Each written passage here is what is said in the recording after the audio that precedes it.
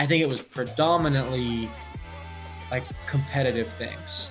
But we would just sort of add like caveats, like, okay, this person can't hit a winner, or this person has to slice their backhand the whole time. Just stuff Mm. that your coaches aren't going to put into a tight practice time, but things that you feel like you need. And so that's what I would do with individual work. And then I think weight room wise, I guess the best way to put this is as the year goes on, that those team workouts at the end of the day, they are targeted towards, maybe not at every school, but at Oregon, they were targeted towards managing the bodies and the workload of the guys that were playing in every match. In tennis, I think you can really, really change somebody's trajectory because a lot of times our bodies come into college underdeveloped, but you're talking about a sport where you have to be fast. You don't have to, you're never going to hit top speed in a tennis match, but you have to be fast. You have to be powerful on repeat. You have to be well Mhm. conditioned. You have to be flexible, mobile, all those things. Change of direction.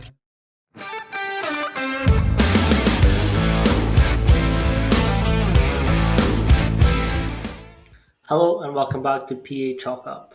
Today I am at KD Fit. KD's been nice enough to let me film here, so big shout out to Kieran. Today we have Nima. How you doing? I am well. How are you, Manny? Thanks for having me. It's all good. I'm good. So just give us a little introduction. Tell us who you are and what you do and how you got here. Yeah, I'm Nima Movassaghi. I graduated from the University of Oregon. Was a member of the men's tennis team there.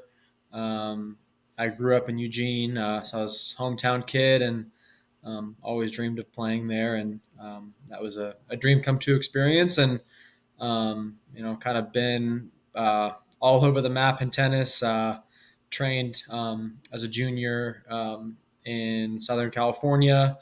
I went to another school in the Bay Area for a year and then transferred home and ultimately had an opportunity to join the men's tennis team at Oregon.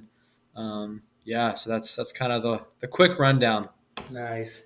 So what was that process like going from starting out in tennis to getting up to D1 school? Yeah, pretty interesting process. I think the thing with tennis that I always have noticed is a lot of the kids that were really good in the later time in juniors, they were also the ones that played from when they were 4 or 5 years old. Um, I played a lot of other sports. Tennis was not my first sport, so I played basketball, baseball, football, handball, all of the traditional American sports. um, kind of took tennis on a little later, kind of late middle school, so I was 11 or 12 years old. Still didn't take it very seriously for a few years. Then when I was 15, I had an opportunity to go to a boarding school, Wild Tennis Academy, that was tennis focused. So we went to school in the mornings, played tennis the rest of the day, and then we go play tournaments on the weekends. And so I was probably what you call a late bloomer. I think like if I look at where I was when I was 16 versus when I got to college, like when I was 16, I was probably not what you would look at and say like, oh yeah, he'll play at a Division I school, and Mhm. then I had an opportunity to go play at St. Mary's in California. Um, and I mean, I think my process, I it's a little bit on my rankings and all that were a little bit on the lower end for what would be your typical Division I recruit. I was more of like a mid-major Division I recruit, not a Pac-12 or Power Five, anything like that. And even at a mid-major, I was going to have to work my way into playing time, regardless of where I went. And so, kind of had went through the process with St. Mary's, visited there, and then they actually weren't super interested. They were interested, but I think they didn't really they didn't have anybody graduating, and so they didn't really have use for a freshman who wasn't going to maybe contribute right away. But the assistant coach came and watched me play, and I think after that they thought there might be something there to develop, and so had an opportunity to go there. And um, yeah, I committed pretty late. I think I committed in May of my April or May of my senior year. of high school, and um, yeah, so it was pretty. I wasn't your typical. I mean, I had a lot of offers at like the mid major level, but kind of was always wanted to bet on myself Mm. as a at a level maybe a little bit higher than where I would play right away. It's probably not what people would recommend doing, and in hindsight, I probably wasn't the right decision, but it definitely was a cool opportunity to go somewhere that popped up late. Yeah. What's the recruitment process and commitment process like? Yeah, so tennis. Well, I guess it's changed now. Everything's changed. But when I was at that point, I think September 1st of your junior year, you could start talk. Coaches could start um, responding to you or reaching out to you directly, and so it's a lot of just emailing. The thing with those mid-major schools, what people don't realize, it's not like football where even a mid-major school has a recruiting department. Mm. These mid-major schools, they don't have a big recruiting budget, so they can't go to watch a lot of tournaments, and they're kind of relying a lot on who reaches out to them and is interested, because they also because of their budget, they're not going to pursue kids who they Mm. don't think are going to come. So it's a very delicate balance of identifying kids who can help your program but also are interested. And so I reached out to a bunch of schools, probably 50, 60 schools, um, and from there I took some unofficial visits my junior year, which basically you just go. I feel like in tennis is a really good way to show that you're interested. Yeah. So you just pay out of your own pocket. You fly there, you watch a match, watch practice, meet the coach. Um, so pretty cool. And then from there, you narrow it down. You kind of like any other sport. You take your main visits your senior year, um, and then just you commit. A lot of people will kind of commit in that first signing period in the fall, but there's also a handful that will commit Mm. later. Uh, so it just really depends on um, what school you're going to. I think the bigger schools try to assign their class earlier, but then there's also a component. There's a lot of foreign recruits in tennis, and so a lot of times those recruits end up signing or committing a little later in the game, and so coaches will slow play American kids a little bit just while Right. they, because a lot of times that tennis only have 4.5 scholarships, and you Wow. typically have anywhere from 9 to 12 guys on a team, and you have to have a really good 1 and 2 to be competitive on your team. Mm. So a lot of times you have two of those 4.5 going to two guys, and then from there, um, it's kind of a crapshoot, so to speak. And um, yeah, coaches are always trying to find a way to build their program and do so in the most efficient financial way, Yeah. So what's much like the process like during your sort of training and coaching, like on a day to day basis? once you're in Yeah. college. Yeah, so I guess I could take it through both examples of mine. So at St. Mary's, um, I went to school in the morning, and then we were a 2 p.m. practice school. So we practiced at 2.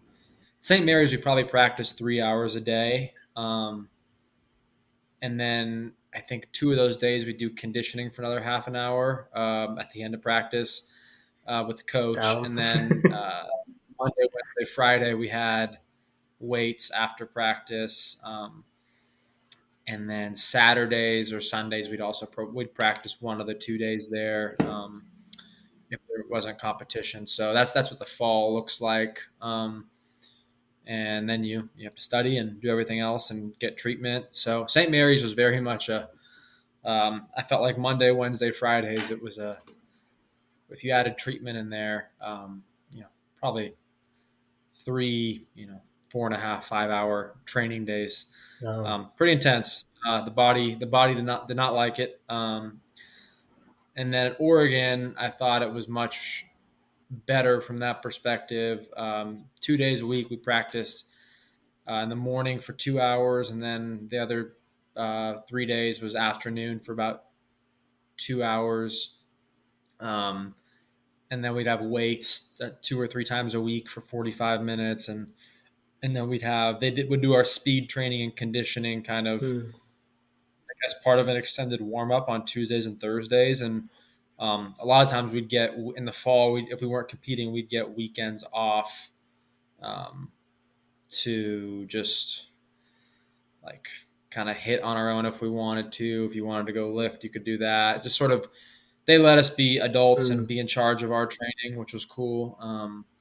So there was, I mean, similar in the sense that you kind of have a big chunk of time in your day that's going towards your training, but I felt like Oregon was a pretty, it was very sustainable. mm, We practiced really hard. I thought it just was really smart too. We didn't, people were dragging around or the volume had been high and we were in the middle of midterms. Um, they didn't just push us just to push us. It was always pretty calculated, which in my 2 years in the team at Oregon, we didn't have like really any injuries related to nice. kind of overtraining, yeah, just the wear and tear. I mean, I don't even think we had that many injuries. So obviously, something we were doing was working. Yeah, that's quite major as well because you've only got a certain amount of hours dedicated to training as well.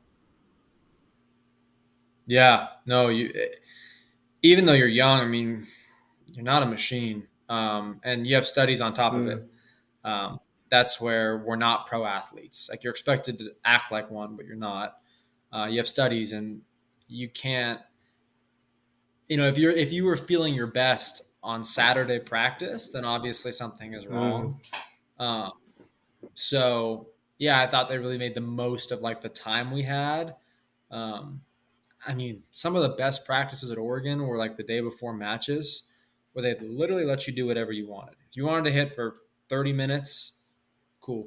If you wanted to hit for an hour and a half, great. But that was some of the best work because like, you had full autonomy over your mm. training. It was not, the coach was not telling you what you needed to do or, watching the clock. There was no clock watching. I mean, even if like you were hitting for an hour after practice, which I would occasionally do, it's like, okay, if there's a reason for it, great. But just to do it, then what were you doing for the 2 hours that we were actually practicing? Yeah, I think it's something that I come back to a lot on this podcast, and it's like practice doesn't make perfect. Perfect practice makes perfect. And then I think that's what again we've previously spoke about some of the things that you did as a D1 athlete, and I'm always very surprised that the initiative that you would have during your own practices and how you would go in and do extra work. Can you tell me like the difference between like the planned work that you had and the individual work that you did? Like the individual work that I did on my Mm, own, or yeah. I mean, the planned work I think is important. It's important because for one, it's part of team building. I mean, you have to. I think you have to go through hard practices as a mm, team. I think you have to learn how your teammates compete. I think you need to learn what makes people tick, because ultimately, when March and April roll around and the going gets a little tough physically and mentally, you have to know the people you're teammates mm. with. So I think that stuff's important because it also just that stuff will get you a lot of reps in areas that the coaches have kind of said is important. Mm, Like the coaches have told us this is important, and so we get reps there, and um, a lot of it is just kind of repetitive. And there's just an aspect of they can put us through some pretty physically challenging drills, but they're kind of in control of the time. They're in control of the rhythm of it, and they can kind of throw I think when they're throwing variables at you, you're reacting, yeah, and that's what competition is going to be. You're not always going to be in control of what's going on when you're doing your own individual training, which I would do. So Brandon Lamb was my teammate at Oregon. We trained together actually at our academy in high school, and then we ended up oh being sick. teammates. Um, him and I on the off days on Saturdays a lot or after practice we'd go and hit. But what we would do is we would just, I think it was predominantly like competitive things. But we would just sort of add like caveats like, okay, this person can't hit a winner, or this person has to slice their backhand the whole time. Mm, Just stuff that your coaches aren't going to put into a tight practice time, but things that you feel like you need. And so that's what I would do with individual work. And then I think weight room wise,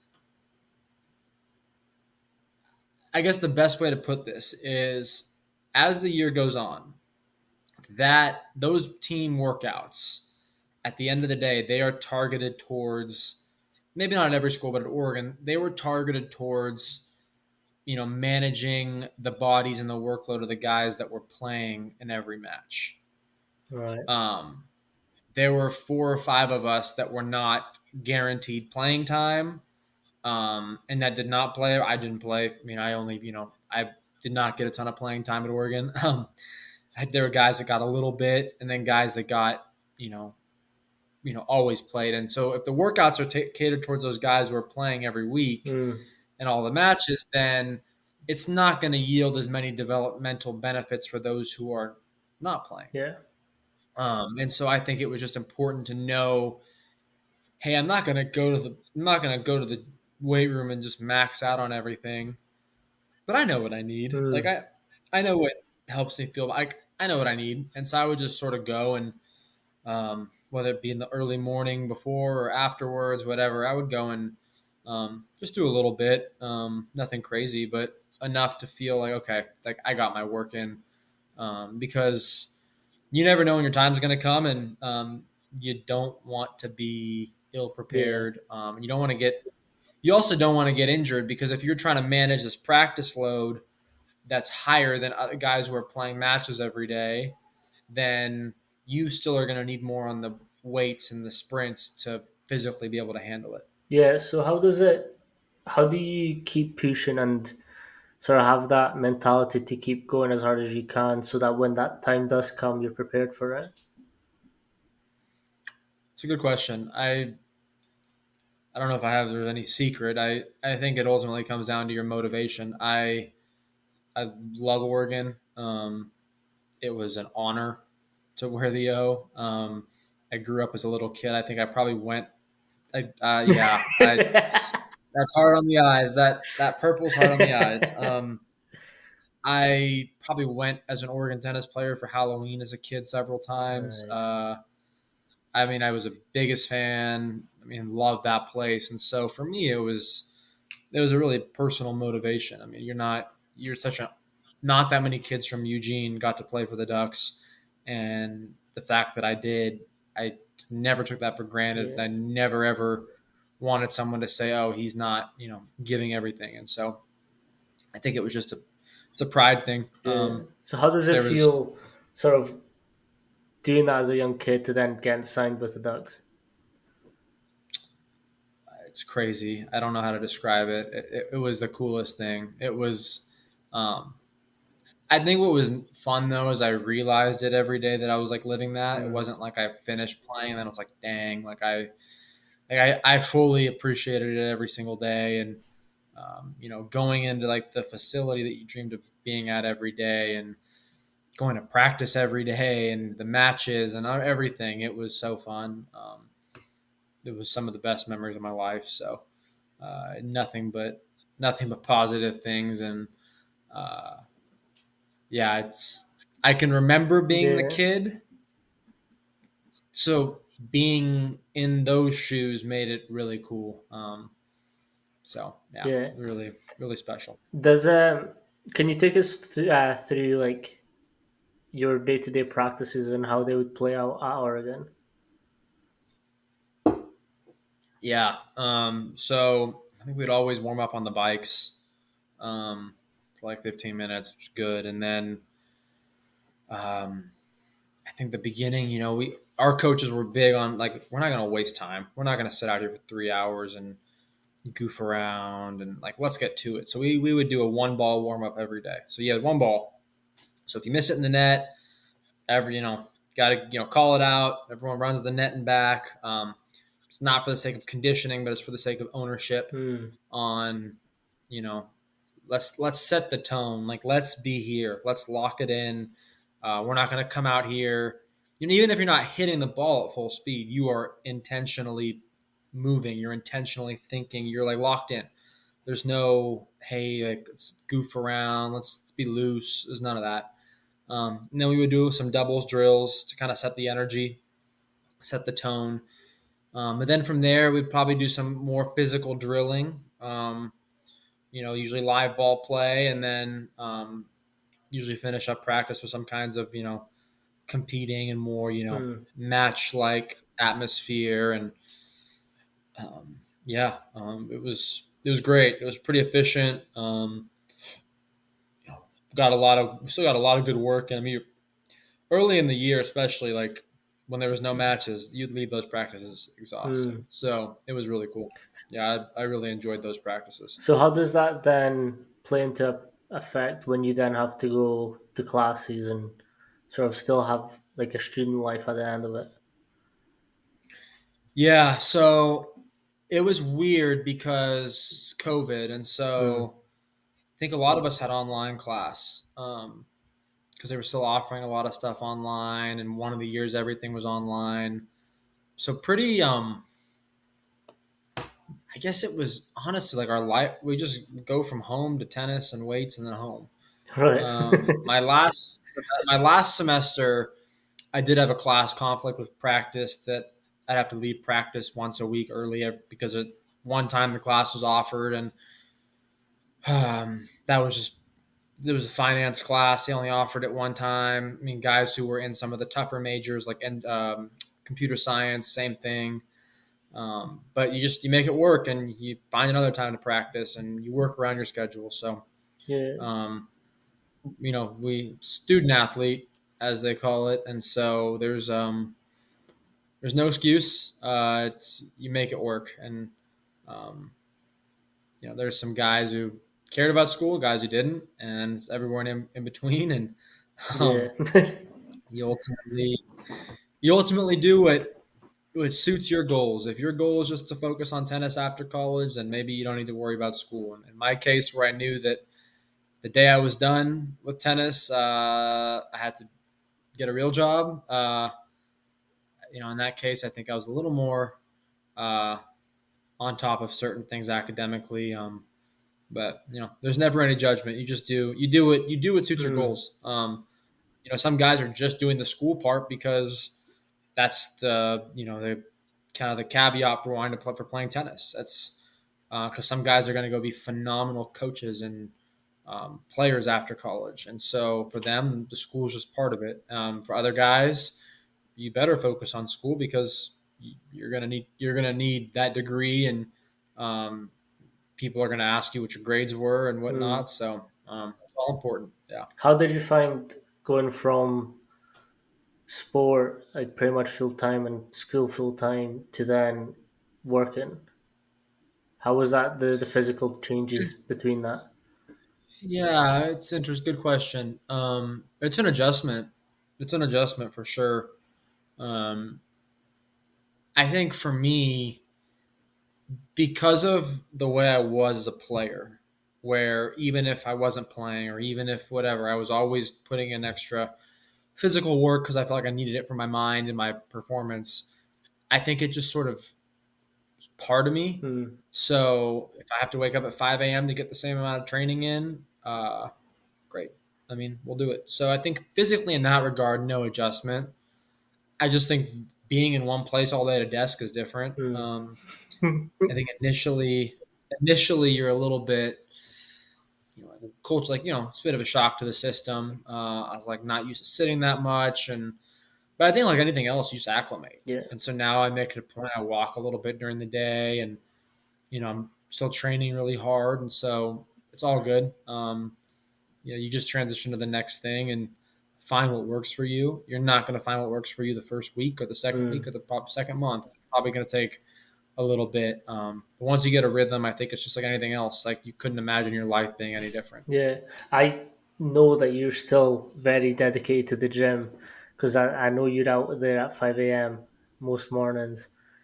How's that sort of help you with your day to day life afterwards?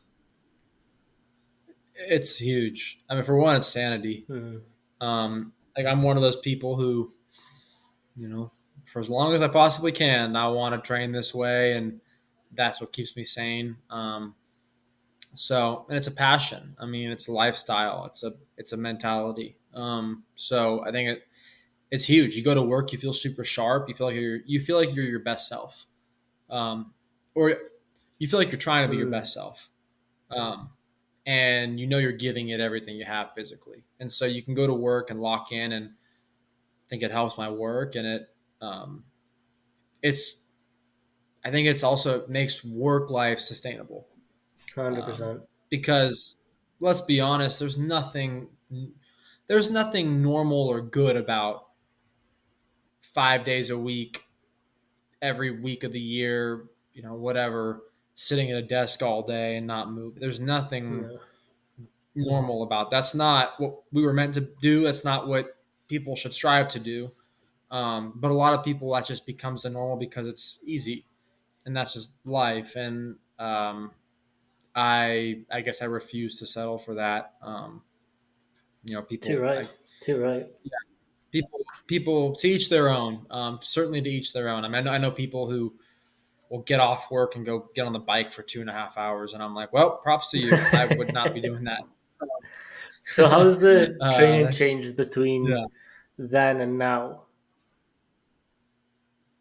in terms of gym? I don't play tennis as much. I don't, not because I don't like to. I just it's that chapter. I think that chapter of competitive tennis is probably behind me. I'm sure I'll compete as an adult, but I don't. I enjoy the competing part of it. Mm. I don't enjoy going and just drilling for 2.5 hours. It doesn't sound fun. I think training. I've kept the training the same.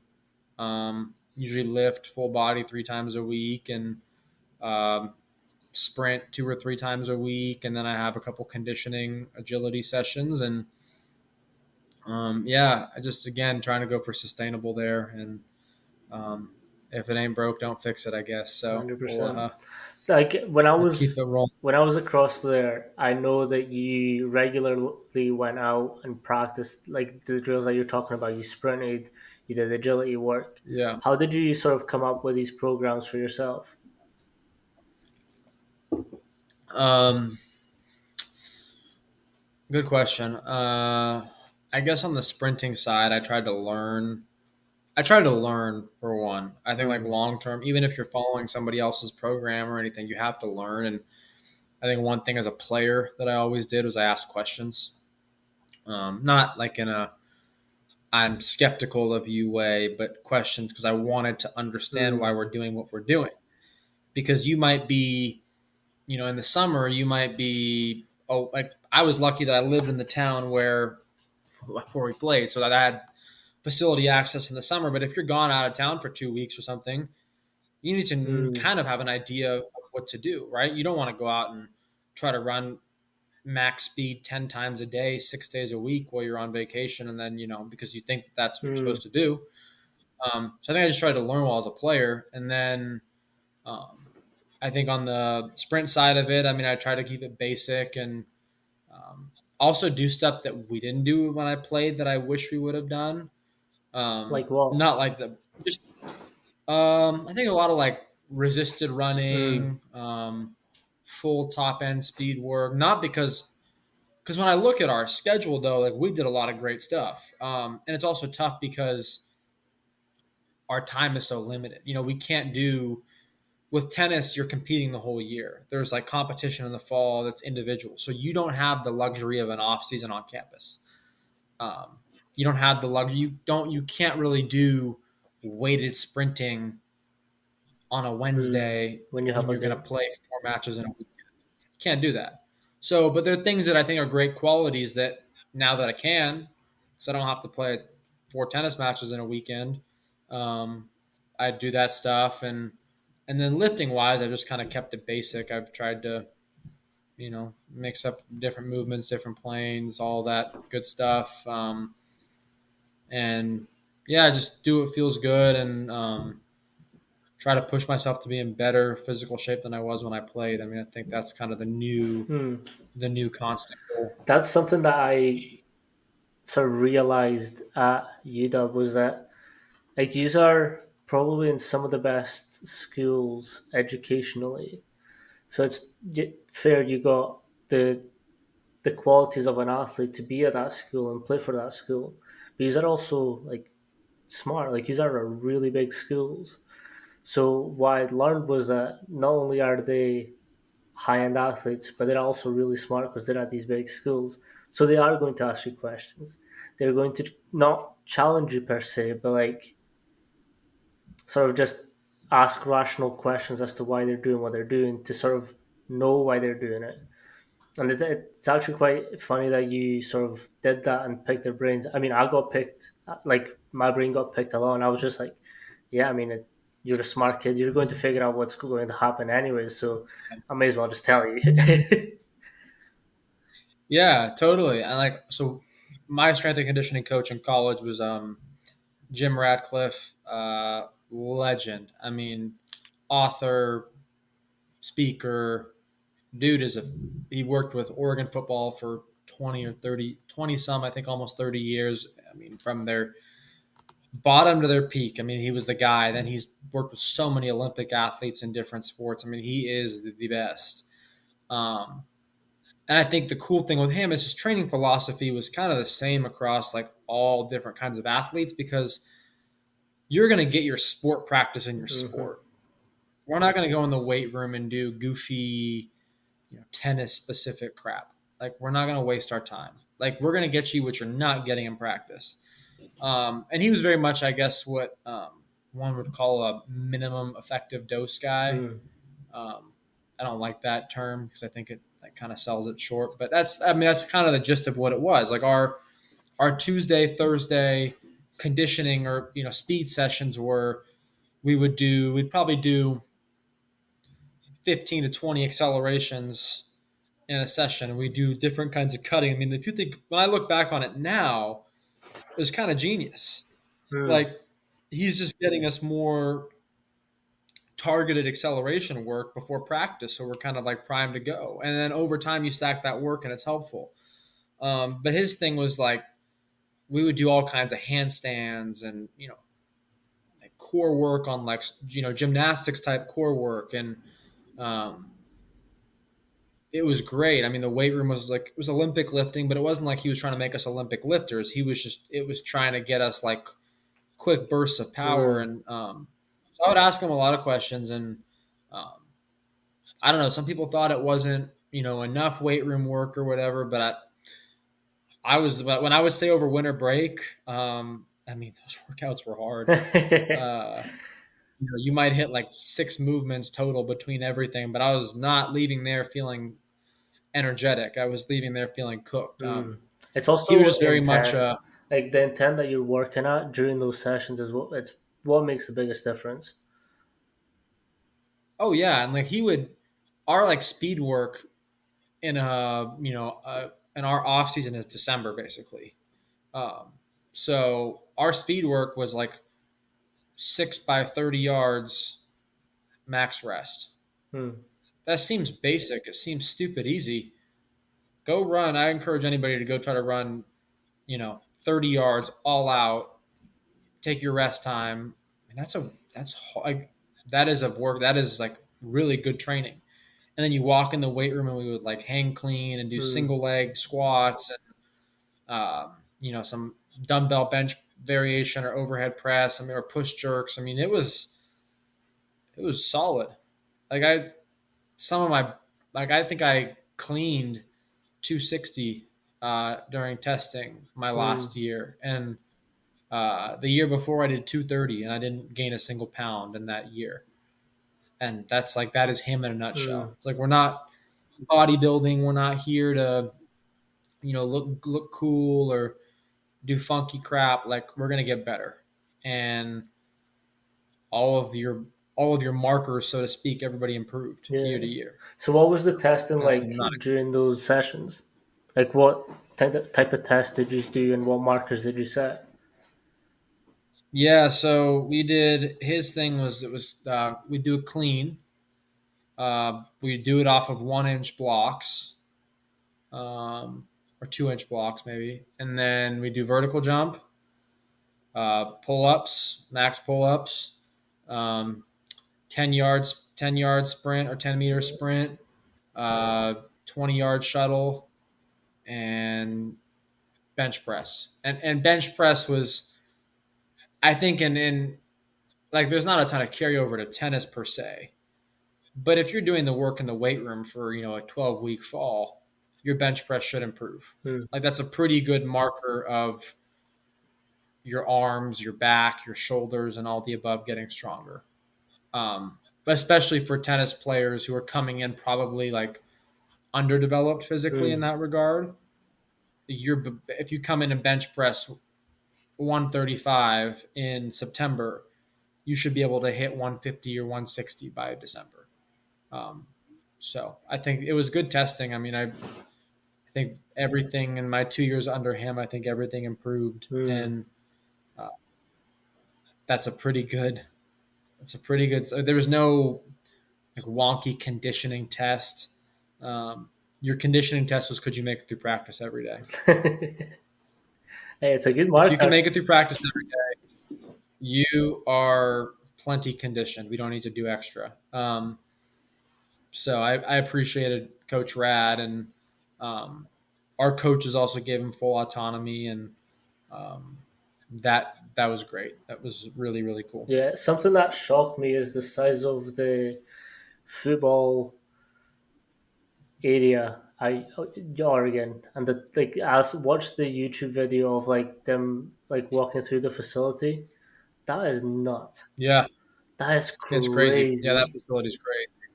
Yeah, so they moved into that building 10 years ago. The weight room before that they used the weight room that's like the main athletics weight Mm, room, which we would use only I only would use that like in the summer or winter break because we had our another one that was closer to our facility. But even that weight room is ridiculously big. I mean, it's huge. yeah, Like it has 2 stories, and the upstairs has like a 60-yard or 50-yard turf damn. strip. I'm like, you could literally do everything in here. I So encourage yeah, anyone it's to a watch facility. that. That is like that video. I was like, how? How is that just a team's weight room? Yeah, I mean, I've been into UWs now once, and even that one looks it's way bigger in person than it looked like ever in pictures. Mm. It's a Like good I weight room walked in too. there and I was like, oh, it's a good weight room. It's functional. It has everything. It um, good equipment. I was surprised. I don't have much nice to say about UW, but that was um, Where does the I rivalry like a come few people. from? I think that's probably bad that I don't know exactly. It's just I think so. It's always from football, but Oregon football was horrible, like in the '70s and '80s, absolutely horrible. But then Oregon, there was the play called the pick. Kenny Wheaton intercepted the pass on Damon Heward, who was Sam Heward's dad, who you coached. Mm. Um, and they intercepted it, and it was an upset, and it kind of was Oregon went to the Rose Bowl that year, and it was a little bit of like the changing of the guard, and that I think after that game, Washington's only beaten Oregon a handful of times, and that was 1994. So I think the rivalry is kind of from like the changing of the guard, Right. as much as anything. It's pretty hostile. I mean, we don't like them; they don't like us. Um, Because see, the certainly thing that's funny is that they're also other rival is Washington. Um, what's it called? Washington. State. Yeah. Yeah, So like I was always very confused. Like I'm from the UK. Like the rivalry doesn't really yeah, matter much to me. But like it's always funny to see that how hard the Ducks take it. yeah. Well, because our rival should technically be Oregon State, Mm. but it's weird. Like we root. Well, maybe this has changed. I feel like everyone now roots for Oregon State when they're not playing Oregon. I don't do that either. I don't. If you, I don't. I mean, honestly, maybe I root for UCLA a little bit because one, my brother goes there, and Mm. two, their head coach Chip Kelly was Oregon's head coach during a crazy run. So I guess call it nostalgia, but I don't root for Oregon State, and I certainly don't root for Washington. I think the Husky hate, so to speak, is more intense because they're better than Oregon State at most sports. I'm gonna clip Oregon State's a pretty, that. yeah. Oregon State's a should be careful what I say. It's because our football team's okay this year and they beat us last year, but Oregon State's there's a reason they're not going with the rest of us The Big to the Ten. new conferences. Yeah, so That's a crazy move you too. know they're we always call them little bro, so they're little bro. Huskies aren't little bro; they're just rival. Yeah. It's always funny, especially that picture that you put up. How much hate did you get for that? Oh gosh, yeah, I didn't live that one down. Hey, you know what? I always say, if you're gonna talk your shit, you're gonna own up to it. Fair. And I I respect talked my that. shit. I was like, "Oh, we're gonna win. We're gonna win." I literally bet something that I did not think was a possibility, which is Oregon losing to Washington.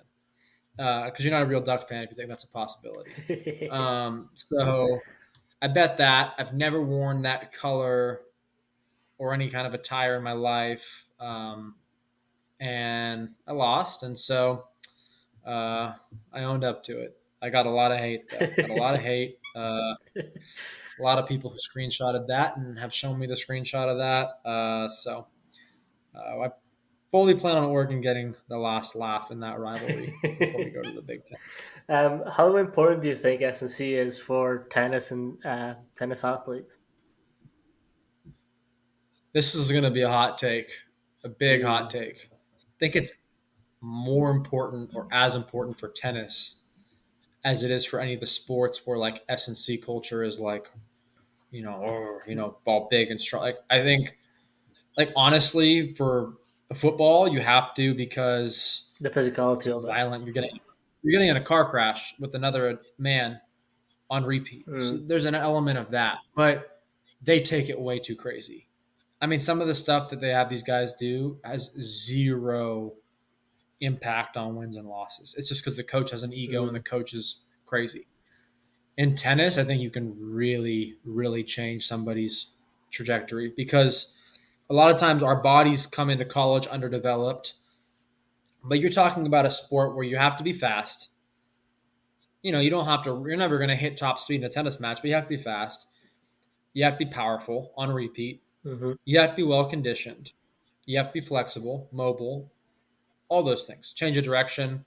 Football, they go hard for 4 to 6 seconds and then they rest and they get subbed out. And like I always say, like quarterback's like an interesting position because you, it's a talent position. You have to be mm. able to throw the ball and make the throws. What the hell is conditioning? What does running gassers do for a quarterback? Like that's honestly the question I always ask, and I see them do that stuff, and I think it's a joke. Uh, I can explain it. So, go for in it. my opinion, I think it's important for everyone to do it because for me, it's like, can you keep doing that on repeat no matter how much pressure is put on you? Because like if you think about the cortisol and hormones are happening while you're under these stressful situations, that's exhausting. Hmm. So I feel like running gassers is a way to build up that reserve so that when you are on these high state sort of situations, you can still keep calm and keep your heart rate levels down so you can make these throws and make these powerful movements. That's fair. Yeah, no, that's a um, very valid reason. I guess like to answer your question, I think when you're training somebody for the sport of tennis, Mm. they're going to be out there by themselves, and so you literally have to prepare them physically for everything that could It's happen. very constant as well. Like these are And constantly. it's constant, it's demanding, and you know you got to play back to back days, and it's just different. It's very hard on the body, very hard on the joints. So unfortunately, a lot of schools don't take it seriously enough. Because it's like there's this misconception, oh, we don't want our guys to get jacked. I'm like, Mm. for one, go look at any good pro player. Go look at some of these guys who are like, I mean, there's a lot of specimens. Um, they may not bench 315, but those guys are Yeah, ripped. they can zip. Uh, there's no one's going to lose a match because they're ripped. It's not going to happen. So I think there's just a huge opportunity there, to grow the S&C side of tennis because, I mean, Mm. it's so beneficial. I mean, it keeps you out of the training room, and that's Um, that's all you can ask for. Yeah. How much did you work on decelerations and sort of knee health while you were at Oregon? You said knee health. Yeah, as in like knee health. Um, Not a ton, not a ton. Yeah, I'd be lying if I said we did much. He was kind of the plyometrics guy. That was kind of one of his big research areas Mm. was plyometrics, and so we did a lot of landing, a lot of work on like good Decelerations. landing and yeah, decel. Yeah, his whole thing was it's almost more important to be able to decelerate well than to accelerate well. Yeah. So how much of And so that did you do? it was still pretty micro dosed, but when we did it, it was high speed all out Mm. and very reactive. Like he would be, you would you'd accelerate to the cone, but then you're reacting on the decel. You're not just plan like I mean we do a little bit of planned decel early in the year, but then from there it was a lot of reactive decel and yeah, that was more of it. I think weight room wise we did very little um, extra prehab, if you will. Yeah. Fair.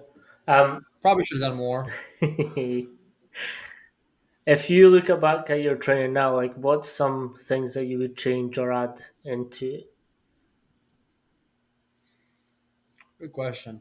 More more top end sprinting, um, and then maybe some resisted. Based on some of the things I've read in my own learning for myself, I think a little bit of an occasional micro dose of resisted running, Mm. um, just because I think acceleration is so important in tennis, and I think a little bit of intentional work on acceleration, like with load, would have been maybe helpful. And then I don't know, maybe a little less of the Olympic lifting and more just more like explosive work that wasn't as technical. Mm. There's just a learning curve there. Like yes, a clean is great, but could you train a lot of those Mm. things another way that's easier to learn and maybe more effectively implemented when you have short time with college athletes probably, but wouldn't change much. I mean, mostly on the running side, and probably actually the one thing I would add is more uh, off ground conditioning. So more just like kind of steady state Mm. bike work. Nice. What's like Yeah.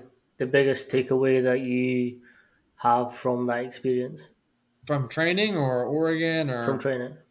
that they're very small daily deposits, but they have a big impact on your long term performance. Yeah, Um, I like that.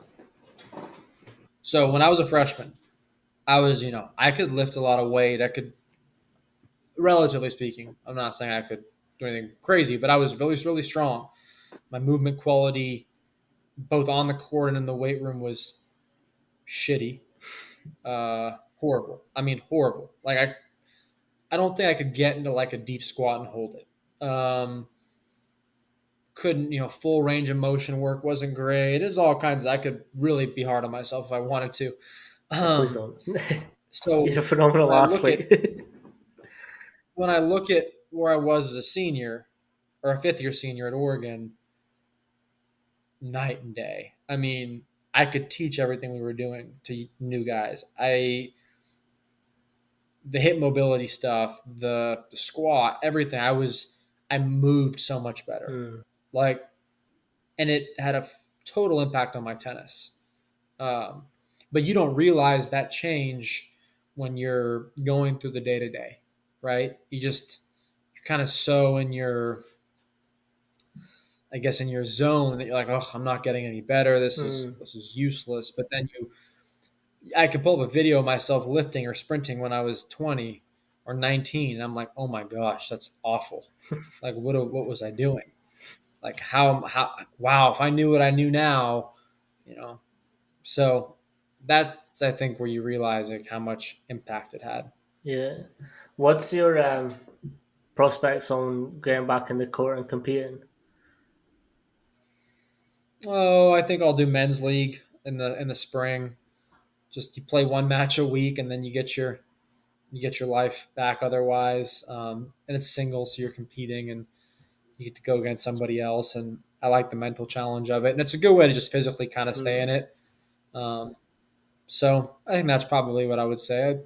I think it'll be more fun as I get a little bit older, which I'm not there yet. So Yeah, I was going to I'll ask, like, what's your relationship with it just now? Because I know sometimes when you play something at such a high level, once you stop, it's hard to just sort of get back into it.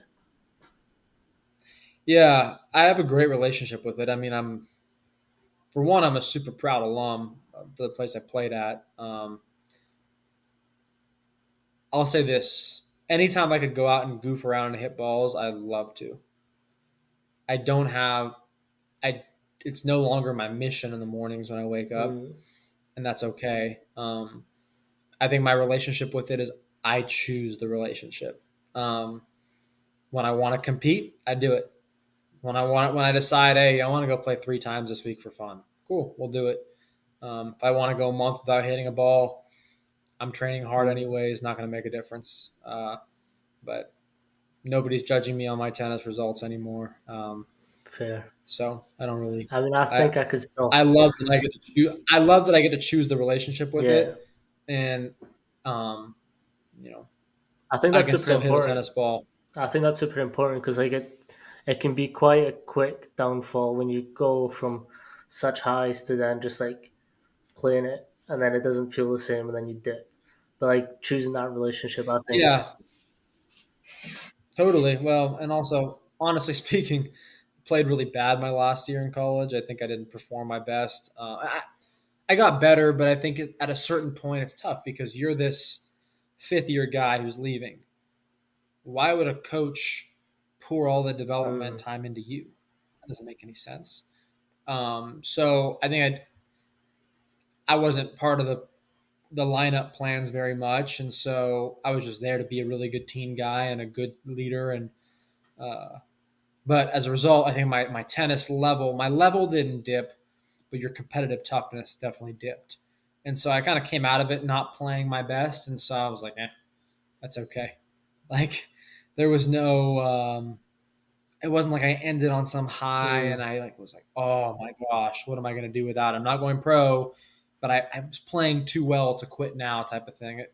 I think it was just the perfect ending to a great chapter, but it was time to turn the page. Yeah. What were some of the things that you could look back into now and sort of be or have done it differently?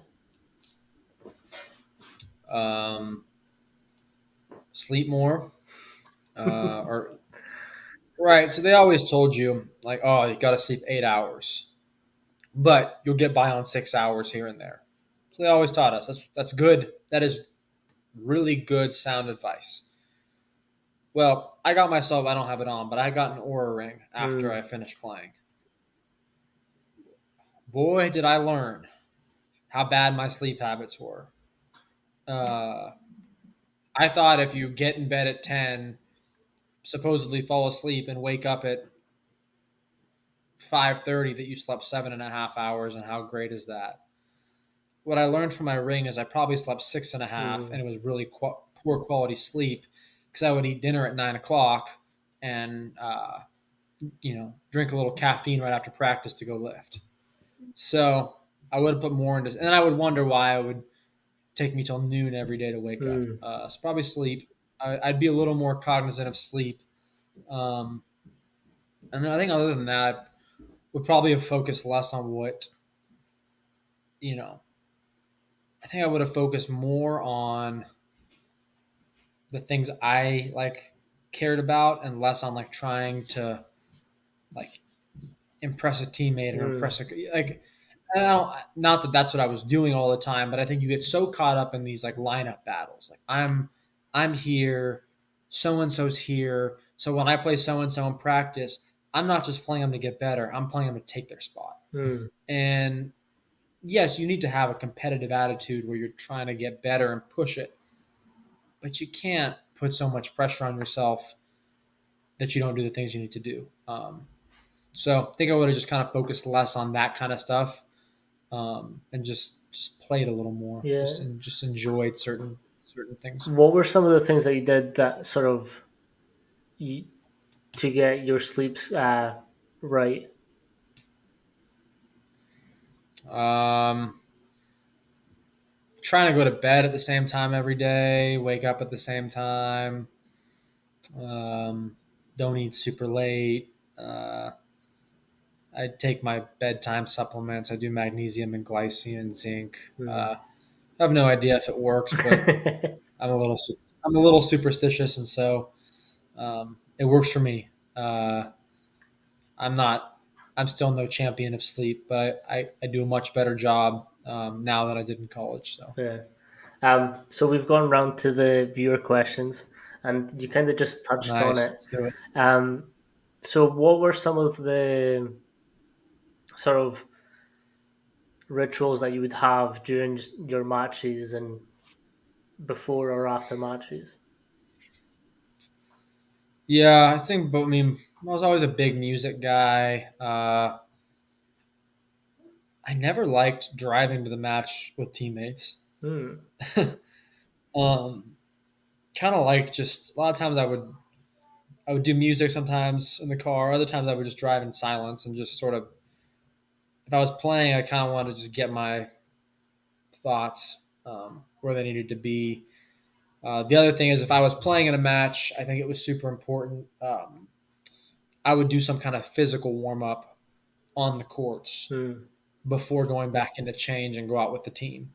Um, I just think there was something about you take in the court beforehand, um, and then also like I don't want the first time I'm breaking a sweat to be like when we're actually starting to hit balls and it's starting to feel real. Hmm. Um, so yeah, I'd say that was kind of the thing there. And then I think after match, not much. I would journal a little bit if I played and had feedback for myself. But usually you're emotionally exhausted and just fun to hang out with my parents and teammates. Yeah, during matches, I mean, not a ton. I was pretty locked in. I felt Hmm. like, and um, and when you're in college, like the setting always just is so different. The circumstances are never perfect. So what's more of just trying to do that. Like I would have like hydration habits and stuff that would part of I guess my rituals, but um, What was your hydration nothing. habits? I'd pound the electrolytes like 3 or 4 hours out, and then kind of just sip on water from there, so I wasn't residing in the uh, bathroom part time. Uh, so, I mean, I would eat breakfast. I would go to in Oregon. We'd go to this place, Pancake House, and so I'd kind of get the same thing for breakfast. It was like eggs, bacon, and toast. So if I was playing, that's what I always like to eat before. yeah. What was the wildest ritual that you've seen? Oh gosh. Um, that's a good one. Um, I'm full of good questions. that's a good question. I'm gonna keep it PG because there's some non PG ones that are pretty funny, but not appropriate. Just questionable. Uh, Was it teammates? Both. I've Oh, sing all kinds of stuff. I'll ask after the There podcast. was a team one. There was a team one that was interesting. I'll go with this one. We played a team. I think Oregon plays them this year, so I'm not gonna put bad juju out there. But they basically did some version of like like a haka Okay. during their warm up lines, but they would like make a show out of like screaming in our direction. And I Okay. always thought that was just interesting. I'm like, what, you're trying to intimidate us? Like it's our home courts. Like you're not. What are you doing? That is Yeah. Other interesting. than that, I think some individual ones that were just odd, but nothing that really sticks out. Fair. See, the thing is, like, I know how superstitious some tennis players can get, Oh yeah. and I always ask. tennis players that I've made, like, and I've met, like, what is like the one thing that you have to do, like, either before, during, or after a match, that like it has to be the exact same order every single time, where you're just like, "Ah, I hate it."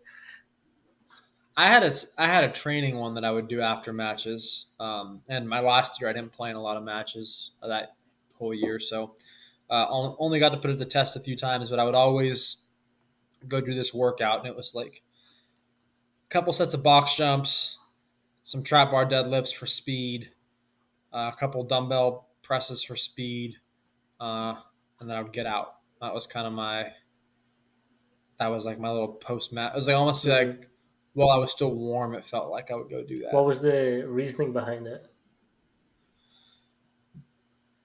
To take the good feels of the post Mm. match and just I think there's like a really interesting, and I don't know the hormonal science and I don't know all that behind. I think there's a very interesting state that one is in at the end of a competition versus the end of practice. Mm. So for me, it was more of just, hey, let's go take advantage of that and see if we can, rip out some numbers or speeds that are unusual for me. Yeah. So what's like the next thing that you're trying to work towards, either like in the gym or competitiveness wise? Uh, I want to run over 23 miles per hour. Okay. Uh, What are you doing to get get 22 that? and sprinting 3 times a week. Do an acceleration day, a max velocity day, and then kind of a hybrid depending on the weather. I'm at 22 and a half right now, so we'll see if I can squeeze Ooh. out a little more on these genetics. Um,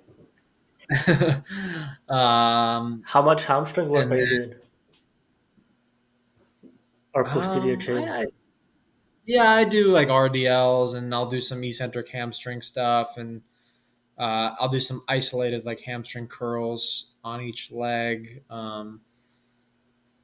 Nothing more than I've usually done, but we'll see. Hmm. 23 is going to be tough. Not going to lie.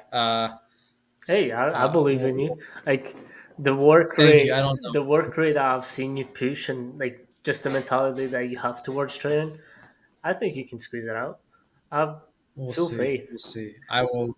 I'll post proof if I do it.